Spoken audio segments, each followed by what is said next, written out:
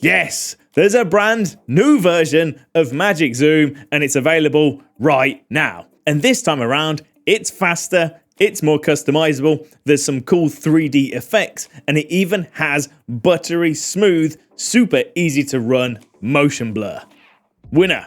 It might just be the best zoom tool ever made. I don't know if it is, but it's definitely the best thing that I think I've ever made. And yes, Magic Zoom is still free, but this time around, there's an even more awesomer Magic Zoom Pro available, which includes things like a built-in tracker for these awesome tracked zoom effects, or you can track someone's eye and get this kind of locked-on effect.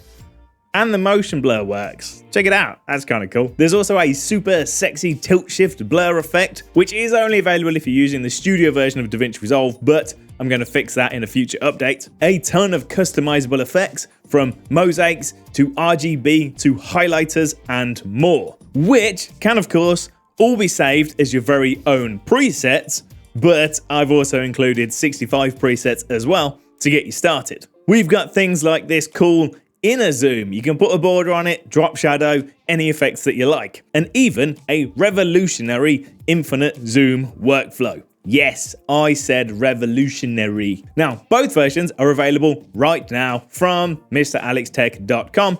Of course, you can use the links down in the description below. For the free version, click the right link, then you just enter your email in the box and it will be sent directly to your inbox. Then you just need to download it, double-click the DRFX file, Davinci Resolve will open, install it, and you're good to go. But why have I got to put in my email? That's so I can send you future updates if I find any future bugs, or I decide to make the free version even better in the future. But the Pro version, well, that's available for just $29.99, that's US dollars. All you need to do, you make the purchase, you unzip the zip, then you pick the version. You use the regular version if you're on Davinci Resolve Studio, or there is a free Resolve version if you're using the free version of Davinci Resolve. And yes, both the free and the Pro versions will work on Davinci Resolve 18 and Davinci Resolve 19. Now, before we actually jump into the good stuff, if you only want the free version, but if you've watched any of my stuff before, you know my freebies, I usually ask for donations. Rather than donating to me, if you've got any loose change sitting around, please instead consider donating to the fundraiser that's around either on the side or down below. I'm currently working with Casey Farris and a few of the other Davinci Resolve creators to help raise money for HeartSupport. They're a non-profit who use music to start conversations about mental health. So if you've got a few pennies sitting around, consider throwing it over there somewhere. Right, with all that out of the way, let's jump into Davinci Resolve. I'm going to show you the free version, show you how it works and how funky new stuff is. Right, here we are in Davinci Resolve and we are on the edit page. Now, once installed, we're going to open up effects. We'll have the Magic Toolkit, and let's look at the free version first. So we've got Magic Zoom free. Now, there are two versions within here. They're both essentially the same. We've got this standard Magic Zoom free, which has this buttery smooth motion blur on it.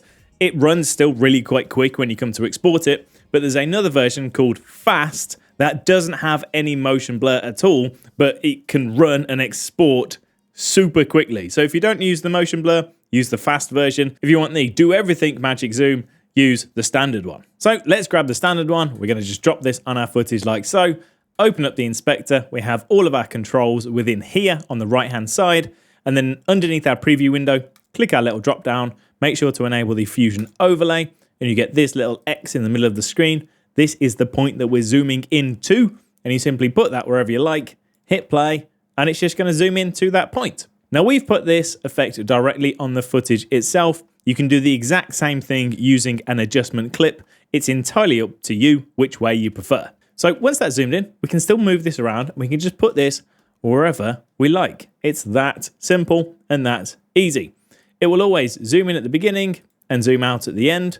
But if we were to cut this in half, we'd simply have two that would zoom in and out. And we can change the length, change whatever we like, because it's completely dynamic and it should always just work. So let's run through your options. Starting off with motion blur. It's a simple slider. You just slide it up, hit play. No waiting for rendering. This should all run in real time. It's buttery smooth and it looks great. The slider goes all the way up to 1. If you want tons, you can actually type in the number 3 in there, but number 3 is a bit much. So I'll stick with number 1. and it just works. And this will update automatically depending on what sort of zoom amount and the speed that you're zooming into. So you never really need to change it. Underneath there, we've got these additional options. So as mentioned, this is a in and out, but we can change it to be an in only, in which case it will zoom in at the beginning, but won't zoom out at the end. An out only, which is the same thing, but the opposite way around. A constant zoom, which doesn't have any in or out points. You can use this kind of like a dynamic zoom. And then we've got static, which doesn't really do anything, but I figured I'd put it there so people have the option. Underneath that, we've got the zoom amount and the zoom length. So by default, it's 1.5. If I increase this to say 2.5, we just zoom in more. And as you can see, we now have more motion blur because we're zooming in further. Underneath that, we have the length in seconds. So how long it takes to do the zoom in. We'll set it to 2 seconds. It's a slower zoom. Bring this under a second. It's a faster zoom. And of course, we do get more motion blur because we're zooming in faster. Now, the points it zooms in, generally by default, it's at the start, at the end. We've got these in and out points. However, there's these new zoom in and zoom out buttons. So if I didn't want this to actually zoom in right at the beginning, I wanted it to zoom in at, let's say, 5 seconds. I put my playhead at the 5-second mark on my timeline, and then I simply hit zoom in. You get this new control, and it's going to get to 5 seconds, 4.96 technically, and then it's going to zoom in. So it's going to sit here for the first 5 seconds, not doing anything at all, and then it gets to that point on the timeline, and then the zoom in will occur. Now, by default, it's going to go right to the end and then zoom out, or I can customize the zoom out in exactly the same way. Zoom out now, and it's going to zoom out. So you can just customize this to get the perfect zoom for whenever you want it to zoom. And then we've got some additional controls. Now, the starting zoom is before you actually do anything. Where are you? Are we slightly zoomed out or slightly zoomed in? And the ending zoom is the same once you get to the very end. The cool one, though, is this constant zoom. So at the moment, this is only going to zoom in at 3.5 seconds. Like so.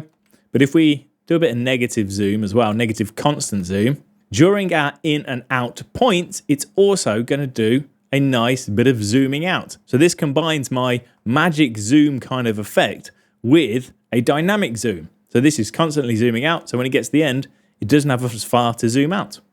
Alternatively, we can make this a positive number and it's going to be slowly zooming in. And as mentioned, that constant zoom will only occur between your in and out points. Underneath there, we have our curve. So this is the acceleration curve this zoom is taking. So as you can see, it looks like that. And we can customize this if we want it to be linear. Set both of these to none.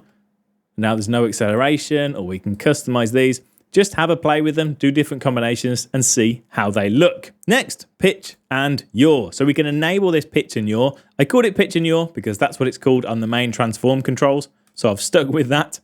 And this is kind of your 3D effect. So I'm going to put my little marker in the corner, and this is linked to the zoom. So at the very beginning, you won't see it actually do anything at all. But as soon as it zooms in, we're going to get this nice 3D effect. And we can just rotate this, change the yaw, change the pitch to get the look that we're going for. This works really well with tutorials. Now, the cool thing with this is it's dynamic. So once you've set it, you never need to amend it. So as I come to this other corner, it's all going to flip. So basically, we're always looking into the middle. So you get that 3D effect without the faff of having to mess around and reverse the pitches and the yaws depending on what side of the screen you're on. So I made this to be just as simple and as easy as possible. It all still works with the motion blur. And as you can see, it's super quick and responsive. Next, shake. So this is a simple shake effect. As it zooms in, we're also going to get shake. You can change the motion scale, the speed scale, and customize all of the different options if you wanted to get the shake looking however you like. Now, the new thing here, there's this throughout, or we can change it to zooms only. So then the shake will only occur when we're zooming in or zooming out. And it just allows you to do kind of like a cool crash style zoom if you want it to be a bit shaky cam on the way in, but then stay static in the middle. Maybe let's increase the speed so we can see the shake a bit more. Shaky, shaky, on its way out. Done. And the very last thing, this is all designed to be a zoom in tool. But if you did zoom it out, like so, if we go to this BG, you can enable a background, and then you can change the background color. And we can even change it to be a different kind of gradient if we wanted to. and we can put on a drop shadow. So as mentioned, it's designed to be a zoom in, but if you do zoom it out, you've got some colors and some options for your background as well. Boom, it's free. Download it now, have a play, let me know what you think. Next up, let's take a quick look at the Pro version. Now there's actually so much in the Pro version, I probably can't even show you everything in this video because it'd be way too long, but I'm going to show you some of my favorite features. First up, tilt shift. Now, as mentioned, this is only available if you're using the studio version of Davinci Resolve, but it looks super nice, so I want to show it to you. Now we're getting into the good stuff. So if you've installed Magic Zoom Pro, it will exist within Effects, Magic Toolkit, Magic Zoom. You'll see 5 folders initially. There'll be 6 when you've created your own presets. Quick note before we dive into the nitty gritty. If you grab any of these Pro effects, put them on your timeline, within the inspector, there's a how-to button. If you give that a click, it will take you directly to my website, and I have created a how-to with some handy little guides. So rather than coming back to this YouTube video every time, you can come here. It's all categorized. There's nice kind of videos and whatnot. So you can go and check that out whenever you need it. Now, most of the main tools are within this number 1 Magic Zoom folder. And we have inners, Magic Zoom, pan, single, and triple. And I'm going to talk you through all of those in this video. But the first thing, let's grab the Magic Zoom Pro and drop this on our footage like so. Now this looks pretty much the same, bar a few minor things, as the free version. But one of the main cool things with this is we also get tilt shift. Now, as mentioned, this is only available if you're using the studio version of Davinci Resolve. I am going to come up with a solution so that free users of Resolve get something similar. But let me show you how it works. We enable our pitch and our yaw, so we've got our nice 3D effect. And then if we enable tilt shift, we get this really nice, accurate bokeh kind of effect. And we can increase this by increasing the tilt blur strength, maybe change the in focus range to lower this even more, so then it's even more defined. And the only thing you can really see, the only thing that's in focus is our point. Now, because I'm a big nerd, I made this as accurate as I can.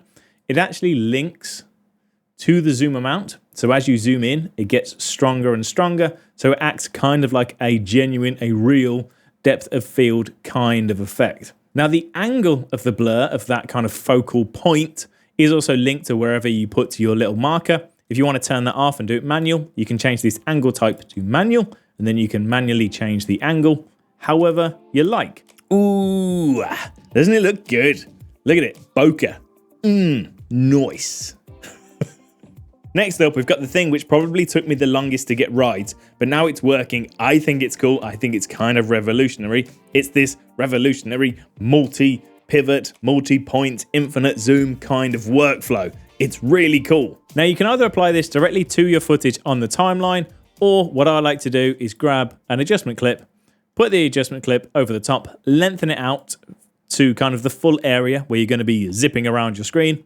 And then we're going to go to Magic Zoom. Now, this exists on the Magic Zoom Pro effects, and the inner effects as well. So let's stick with a standard Magic Zoom for now. It also does exist on fast Magic Zoom. So if you're not using the motion blur, you can do it on there instead. With that applied on the adjustment clip, open up the inspector. Let's just put some motion blur on this. Make sure our fusion overlay is on. We've got a little marker, happy days. We hit play, and it's going to zoom into our point. There's also this little button here called Switch to Multi. Now this is where it gets really clever. We give that a click and then we get a bunch of additional buttons. Then all we need to do, we hit play and we build this up in real time. So I want to be zoomed in. Let's say I'm going top left at this point here. When you've decided that you no longer want to be in that top left-hand corner, you simply make a cut in your adjustment clip, like so. You can use Control and B. Then you click on this second clip, so our second adjustment clip here, and then we change this to be a mid. So it's currently an in. It says in the status. I'm going to change this to be mid, and it looks like nothing's changed. But on this second clip, I can then grab my point, and let's say we want to be over on the top right-hand corner instead. Now if we hit play, as it goes over that point, it's going to magically move to our new destination. And we can even come around and move this afterwards. So actually I want it to be bottom left, and it's going to move. We can also then come and just adjust this point. So if I got my timing wrong, I can just smidge this over a little bit, hit play, boom, we're done. Now you just continue doing that as for an infinite amount of time if you want to. So I'm going to go forward a little bit. We'll do a cut, we click on our new one. We then need to click on mid once again. Every time you do a cut, we click on the new one, we click mid. It tells us that we've swapped to A. That's just a little reminder. Now we grab it, we move it somewhere else, top right. This is just going to move across. Do a cut, click on the new one, mid. This is going to tell us now we're on B, so it will constantly switch between A and B, so you can just know that you've clicked the button. We move this one down to the bottom right, we hit play, and off it goes. You can even change the pivot speed and the point where it moves. So at the moment, this pivot is going to occur right at the very beginning, and it's going to take 1 second. If we want that pivot to take 3 seconds, I can put 3 in there, and it's going to be a much slower move. And if I don't want that pivot, that movement to occur right at the very beginning, I can put my playhead wherever I like, let's say 16, and then I can set the pivot time. And then even over this edit point, it's going to chill in its original location, and then it gets to 16, then it does the move. Boom, we can customize this however we like. Then once I'm done, I just do one more cut, give this new one a click, change this to be the out because I'm finished. I'm going to change my pivot timing to just be 1 second again. We move to a new location. Let's go right in the middle. And then we hit play. It's going to move to the middle. It's going to sit zoomed in because it thinks that we need to wait to the very end. I could either do a little cut just to get rid of that, like so. Or alternatively, I could have just hit my zoom out point and then it's going to zoom out just like that. The only thing you need to remember is you have to work left to right. If I was to come back to this adjustment clip here and then move something, it would break that. So you just have to make sure that you start from the left and you work over to the right. You do a cut, you make sure you hit the right button, and then off you go. Next up, if that's too much, because sometimes you don't need to do like a 10-minute long whipping around the screen, you don't need all of that. Maybe you just want to do a pan, a constant little movement like this, which I use all the time for kind of screenshots and that sort of thing, or you just want to whip between 3 points really quickly. I'm going to show you the pan tool and the triple tool. Within the same folder, Magic Zoom, we've got pan, and then we have single, and we have triple. So single is just a nice quick way. This is basically the same as the free version. You just go directly to 1 point and it doesn't have that multi-zoom function. And then we have triple, which is super cool. When you put this on here, you'll get 3 markers. So you can go, I want this one down here, bottom left. I want this one kind of up in the middle. And I want this one over in the bottom right. You work from left to right. So this will be the first one, second one, third one. And then as I hit play, we're going to zoom into this one. Then we're going to whip up to this one. And then we're going to whip down to this one on the bottom right-hand corner. Now you can adjust the timing super quickly and super easily because we have buttons for all of these things as well. So in the inspector, down here, we have our zoom in and out points. So again, if we didn't want it to zoom in right at the beginning, we can amend those. I'll leave them there for now. But we also have time to second and time to third. And we've got these little markers here. So by default, it's 2 seconds and 6 seconds. I just went with something generic to get everyone started. But if we hit play, let's say I want to stay in this position until, I don't know, 6 seconds.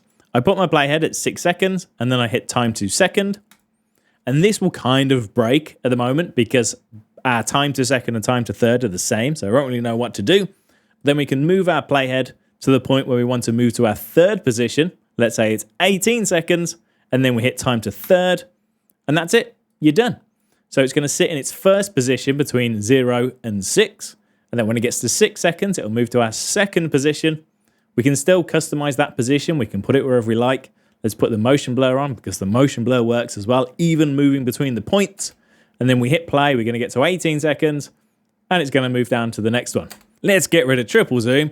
And we're going to go with the new pan zoom. So this, very similar, but you just get 2 points.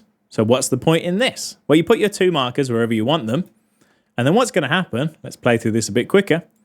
Over the length of your clip or adjustment clip or whatever it is, it's just going to slowly move from point A to point B. And once again, of course, we can set the timing. So it's going to zoom in at the very beginning.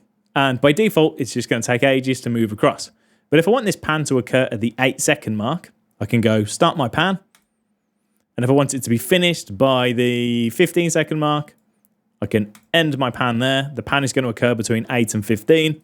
So it's going to zoom in, sit in its original position. At 8, it's then going to start. The speed will depend on how long that panning time frame is. But there you go. Now, I didn't show you with the other ones, but all of these things, the multi-point zooms, the triple, the infinite workflow, all of this also works with your pitch, your yaw, and your tilt. Now, this is kind of why I made this one, because this just looks super cool for kind of displaying any screenshots. I want to put this down here. I want people to be looking at this text, and then we're going to move up there, and we hit play. It's all nice and blurry. We've got a 3D effect. As it moves, because our 3D effect is dynamic, it will switch over. The blur will follow. Bish, bash, bosh. Done. Looks super swish. Love it. Next up, inner. So rather than actually physically zooming in, what you can do is create a little zoom point, and that pops out instead. It looks really neat, and it's great for just showcasing some stuff on screen really quickly. Sometimes you don't want to be zooming in, you want to raise something up. You want something to pop up.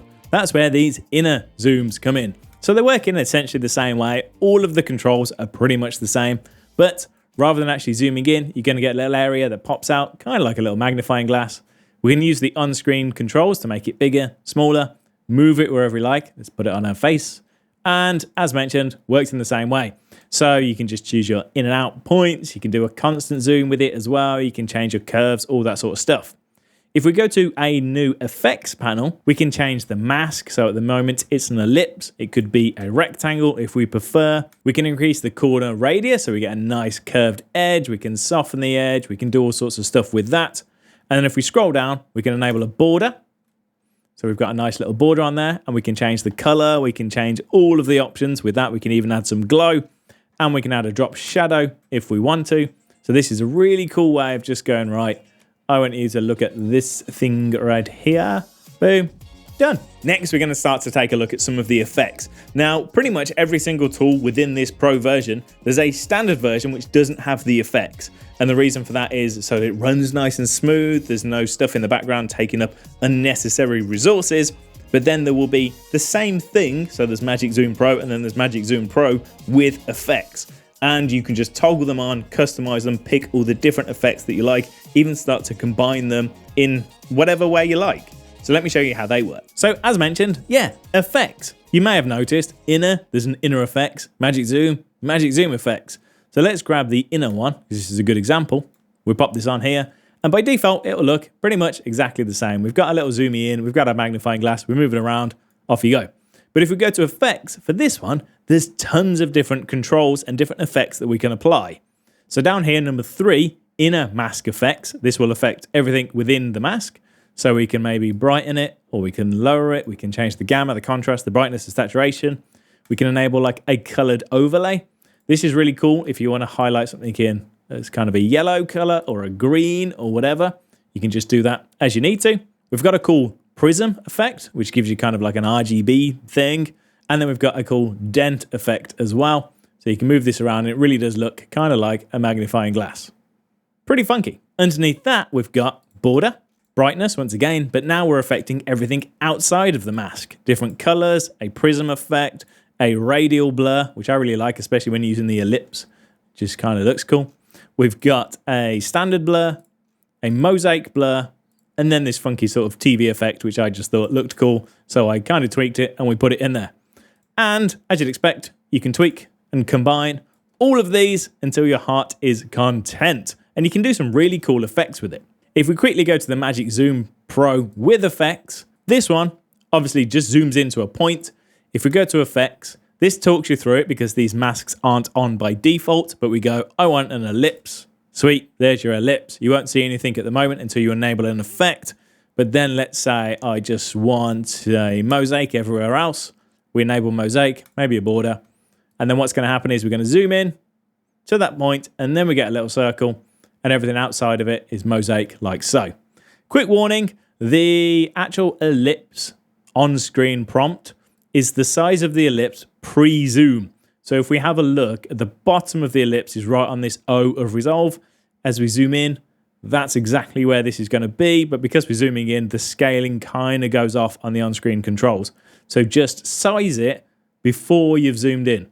So if I wanted this to be a rectangle, for example, and I wanted it to just cover the words Davinci Resolve, I would do it before we've zoomed in, get it lined up, then hit play, and I know Davinci Resolve is going to be the thing we're looking at, and everything else is going to be nice and mosaic. Who doesn't love effects? You can even invert them if you need to do some sort of obscuring. You want to blur someone out. Now, doing that obviously goes really well with tracking. So let me show you how the tracking tool works. Like everything else, it's dead quick and it's dead easy. Tracking, super cool. So within the Magic Zoom, number 3, tracked, we've got inner tracking, and then we've got the standard tracking. We also have the same with effects or without effects. So I'm going to go for the standard tracked. Now, even with our Fusion overlay, we won't see anything because it says set the tracking before the zoom. So we need to click on our tracker tab, and then we enable the tracker.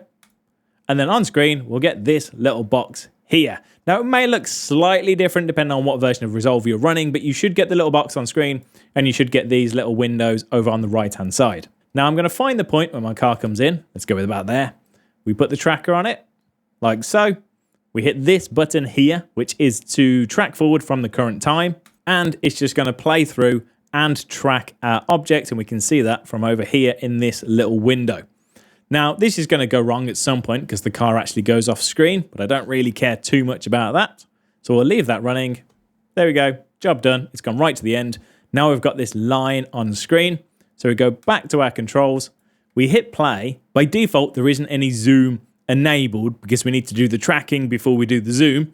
But now that that's all set, I can zoom this right in, and we hit play. It's going to zoom in and track our subject like so. Of course, we can put motion blur on it, and then we will also be getting motion blur on everything as it's tracking. And we can still use our zoom in and out point. So let's say at this point I want to zoom out. So we're going to give that a click, and then we're going to zoom out like so. The inner one works in exactly the same way, and you can do it with all of your effects as well. It's really, really swish. Now, as mentioned at the beginning, there's presets. So everything I've shown you so far are just the main tools. You can start to combine all the different effects to create your own presets. But before I show you how to create your own, let me show you some of the ones that I've made. Presets. Under the number 5 presets, we open that up. There is a number 1 saver tools. We'll come back to that in a moment. But I've made some presets for you, and as mentioned, I will customize these. We'll add some more in the future. But I've got blur, and we've got a blur ellipse ball. So we can put that on there, and really quickly, we've got everything around will go nice and blurry, and we've got this kind of funky, bally kind of effect thing. And then you can come in, you can customize it, change how it looks, do all the same things you would usually do. We've got other ones like a blur rectangle mono. So that sets everything outside of our mask to black and white. Fast, we've got a bunch of just super fast ones. So if you don't need all the fancy stuff, you just like, I want to go 3D top right. You can just drop that straight on there, hit play, and boom, it's all there, ready to go. We've got highlights. These are cool. These are just for like doing little highlighted areas. So we've got ellipses, we've got rectangles, and we've got some nice rectangles with rounded edges. I set them all kind of as a yellowish color by default, but once again, you can go to effects and just change the color as required. Next up, we've got some panning. These are all for doing that sort of screenshot thing with tilt shift and with sort of a 3D effect. So they will just move from 2 points and look really nice, and you can just apply those dead quickly. And then lastly, we've got tutorial. So again, these are just designed for tutorial people like you and me that just want to really quickly highlight something on screen. I've kind of made some nice borders. I've done some funky things so you can just have a play with them, test them out, and see how you get on. Presets. Now, if that's not enough, you're very greedy.